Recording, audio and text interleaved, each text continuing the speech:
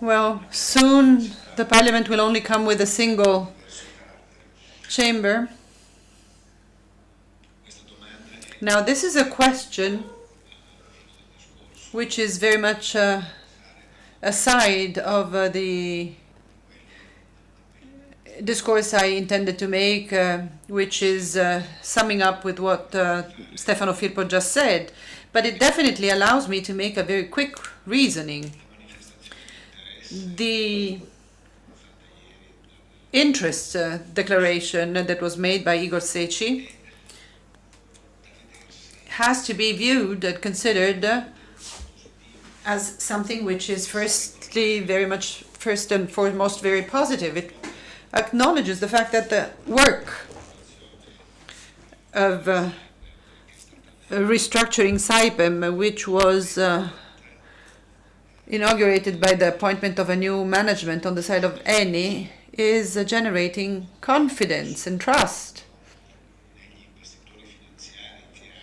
not only in the financial investors who promoted the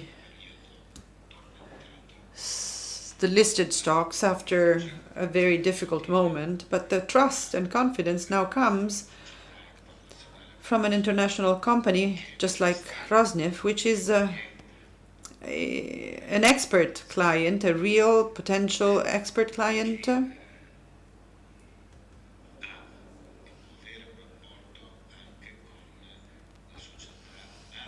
and it may have a relationship with the mother company of Saipem known as Eni. So this is the beginning of a reasoning which,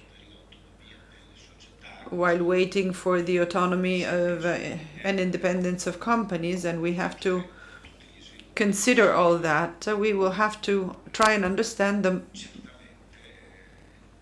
possible developments.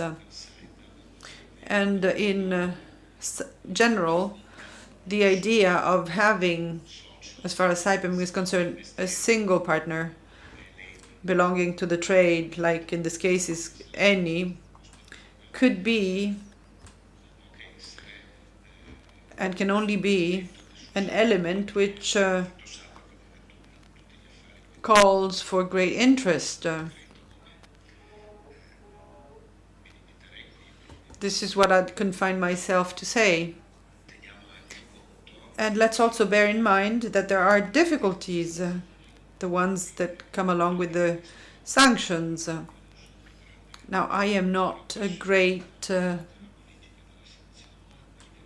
supporter of the policy of sanctions, which I believe is very much going against other political needs, which I believe come first and are much more important. But yet, this is part of the picture. But let me now consider the startup aspect. Startups are small companies, very small companies, with a capital asset.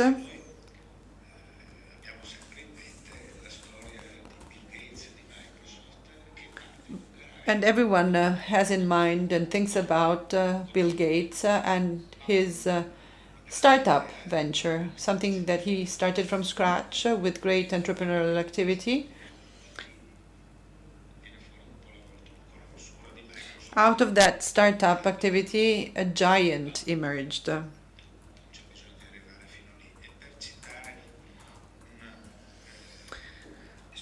And in order to quote an experience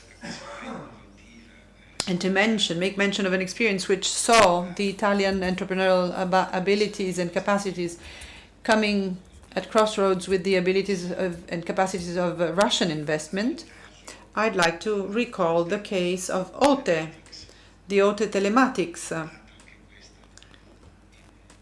which was also born in ideally a Roman garage in 1992,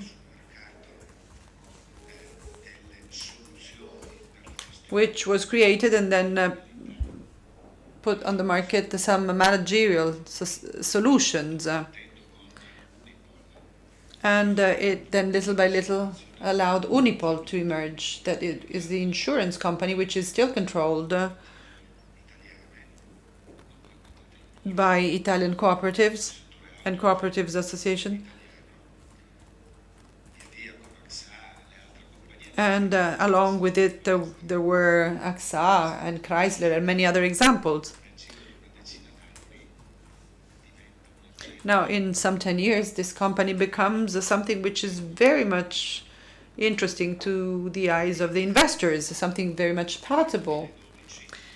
And in the year 2012, or rather in the year 2010, we had some funds accessing the equity, and then the Renova Group comes in. After that, part of it has been transferred to the equity fund known as Pamplona, which is an English-Russian company. Just to make you understand, we are referring to an object which in the end was evaluated as being worth more than €500 million. So this is the idea, without having to consider incredible capitals that may be either unique or very rare. This is the case instead of something which is very close and which could stand as a paradigm to sort of consider Italian experiences, Russian experiences as well. I know that in Russia there have been some incubators that were set up. And the point here is the one of working with the connection established and represented by the world of universities. And out of that, it could be possible to connect the social activities, research activities, research and development activities to the industrialization trends. I believe that this is very interesting, and this may be proved to be interesting to the Russian world, for the Russian world, because here I see the possibility of an exchange of experiences and of shareholding activities. The Italian state was opening up to foreign investors. And just to remind you that someone like Denis Pulichenko, an IT expert, a Russian IT expert, who will come in Italy to develop the application for touristic guides. And I hope that the same is going to be done by Italians in Russia in order to help others. And on the one side, I see a great scientific capacity of Russia,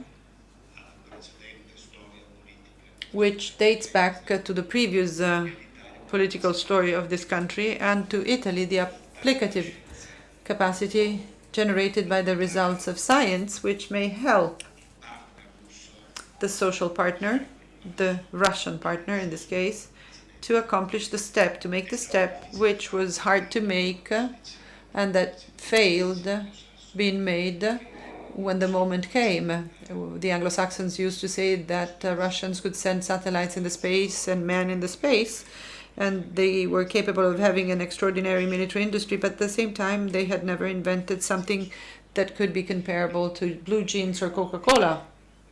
So we would like the scientific ability and capacity to stay developed, and that all of us together we could invent the blue jeans and the Coca-Cola, which may stand as the applications, the software applications of the sector, applicable to the sector.